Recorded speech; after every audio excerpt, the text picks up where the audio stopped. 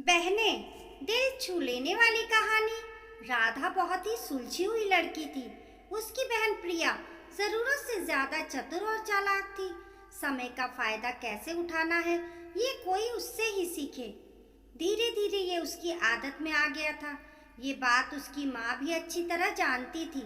वह उसकी होशियारी पर बहुत बार शाबाशी तक दे देती थी, जबकि राधा सीधी सादी थी, पर वह सब समझती थी और वह कम भी बोलती थी। जब मन अधिक भर जाता तो इकट्ठा ही निकलता है, ये सभी जानते हैं। यही हाल राधा का था।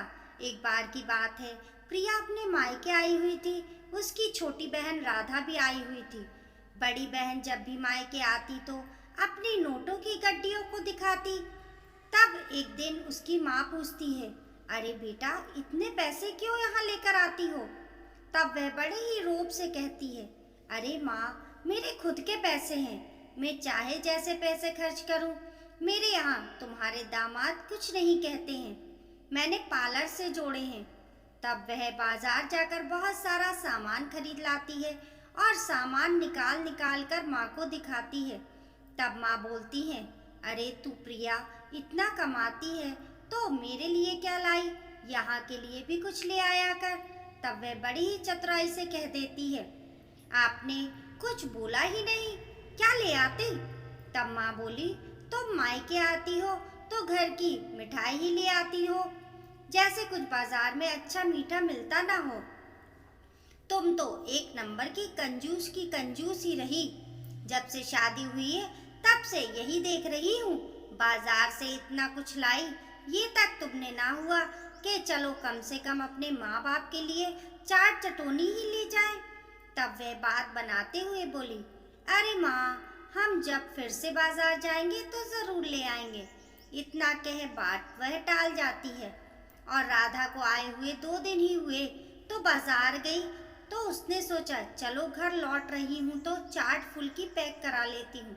जैसे ही घर पहुंची तो सामने का नज़ारा देख के उसके होश ही उड़ गए, क्योंकि माँ और उसकी दीदी उसका बैग खोले बैठी थी और राधा अपनी माँ से कह रही थी कि देखो माँ, राधा के पास ढंग की एक साड़ी तक नहीं है, और मेरी देखो माँ, मेरी साड़ी सभी हेवी वर्क वाली है।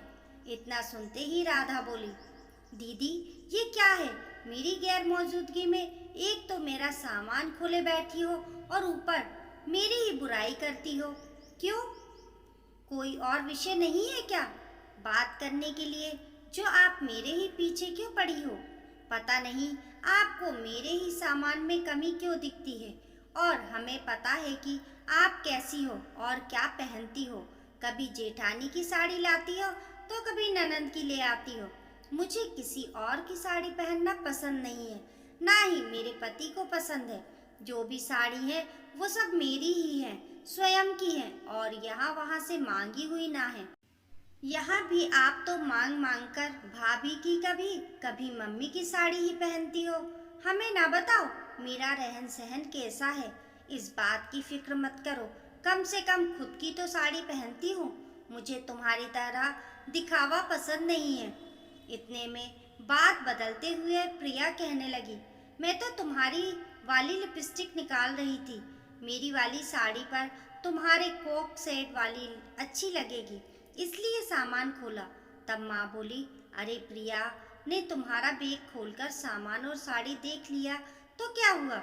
इतनी गुस्सा तुम्हें क्यों आ रही है? तेरी बहन ही तो है। तब राधा बोली, बस करो माँ, अब तो मुझे बख्श दो। मेरी शादी हो चुकी है, मेरा भी मान सम्मान है। अब भी छोटी बच्ची ना रही कि तुम और दादी सुना दो और मैं सुन लूँ। और दीदी, आप माँ को ज़्यादा ही लपेटे में लिए रहती हो। सब समझती हूँ कि यहाँ से जितना मिल जाए तो ले जाऊँ, भले ही खुद ना करूँ। तभी उसके पापा आते हैं तो देखते हैं माँ बेटी दोनों राधा पर सवार हैं, तो वह कहते, पापा दीदी ऐसे क्यों है? कुछ नहीं तो मेरी ही बुराई शुरू, ये कोई अच्छी बात है? मेरी जितनी चादर उतना ही पैर पसारती हूँ, ये तो नहीं दूसरों की मांग कर साड़ी पहनूं। दीदी का यही हाल है, वो माँ से मेरी साड़ियों को देखकर बुराई कर रही थी। एक तो मैंने जो बाजार से लौटते समय सोचा सबके लिए चाट फुल्की ले जाऊं। सब साथ में खाएंगे, पर यहाँ तो नज़ारा ही अलग था। तब उसके पापा ने माँ और प्रिया को समझाया कि तुम लोगों को इतनी समझ नहीं है, कब कैसे बात करनी चाहिए। कम से कम इसके स्वाभिमान को ठेस तो मत पहुँचाओ। ये कभी कोई चाह नहीं रखती, और प्रिया तुम्हें तो अच्छी तरह से जानता हूँ।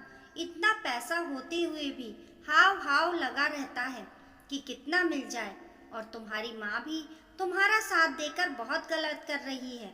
अब प्रिया और उसकी माँ की बोलती बंद हो जाती है। उन्हें लगता है कि हमें राधा के बारे में इतनी बात नहीं करनी चाहिए थी। फिर राधा अंदर जाकर चाट फुल्की सब खोलकर सबको देने लगती है, क्योंकि उसके मन में कोई मेल नहीं रहता है। और प्रिया भी बात संभालते हुए कहती है, अरे राधा, हमारा वो मतलब नहीं था।